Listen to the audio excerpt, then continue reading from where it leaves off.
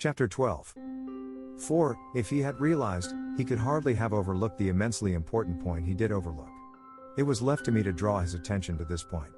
For when one man kills another, it necessarily follows that one man has been killed by another. And it further follows that, if you decide to shield the killer because he is your friend, you are inevitably forced into an unfriendly attitude towards the victim. What about the victim and his rights in the matter? You may believe it or not, but until this moment I don't think this aspect of the affair had occurred either to Hubbard or Estelle. All had been chummy. More than this, so exclusively had chummy occupied their thoughts that they had forgotten the ordinary physical fact that a bullet fired into a man's body makes a hole, the same ugly kind of hole whether the person who makes it is your friend or not. Loyalty to friendship in the teeth of the law is not always the simple thing it sounds. Among the various facts that faced us was one inescapable one, namely, that a man called Maxwell was at that moment lying in a mortuary awaiting a post-mortem examination. Estelle was frowning and clawing his jaw. The realization was sinking in now. All right. What had you thought of doing with the pistol anyway? I asked. To tell you the truth, I hadn't thought, he admitted. I should say the bottom of the river's the best place for it. But as you say, you can't drop that poor devil's bullet hole into the river. Does nobody know anything about him? Nobody did. Maxwell might have been Chummy's best friend or worst enemy, a good fellow, a rotter, any one kind of all the kinds of men there are. Chummy was in Gallipoli. Anybody ever hear of a Maxwell with him there? Nobody had. Then Estelle took another line. For a moment it seemed quite a hopeful one.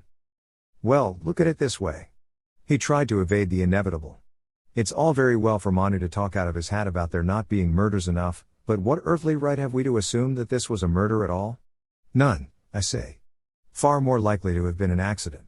Accidents do happen.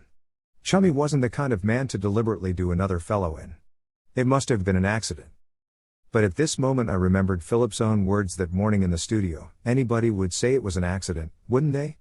It looked like an accident, I mean. It wouldn't occur to anybody who saw it that it wasn't? Those were rather remarkable words. They had meant, if they had meant anything at all, that even then Philip had had his reasons for supposing it had not been an accident. Now that a thunderclap had revealed that one of the men who had come down on the roof was Chummy, he apparently wanted it to be an accident again. And by the way, how, at that particular moment, had Philip come to be in possession of an opinion on the matter at all? This was the point I have mentioned as being on Rook's mind also.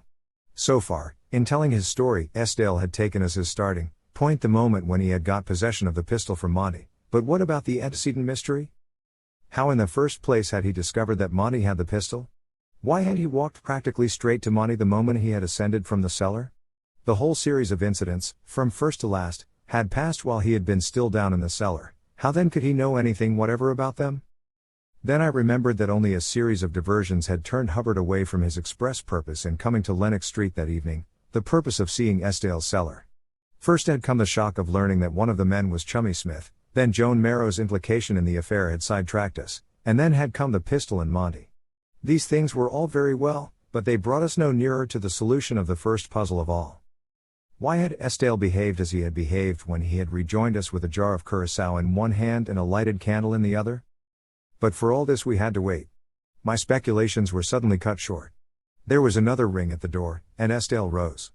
But before going to see who it was this time he took the precaution of once more putting Monty's pistol away in the escritoire drawer. It was well for our case, as a case, that he did so. We heard voices in the passage, Estelle's own tenor and a deeper voice. Then I heard him say, "Well, perhaps you'd better come in." The next moment he stood holding the door open for a police inspector to pass.